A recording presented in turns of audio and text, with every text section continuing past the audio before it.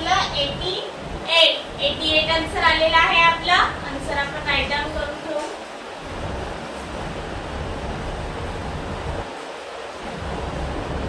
Abacus clear.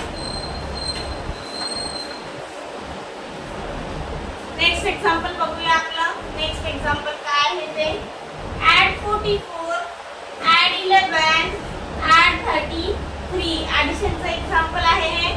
आपण solve करून बघू. आपल्याला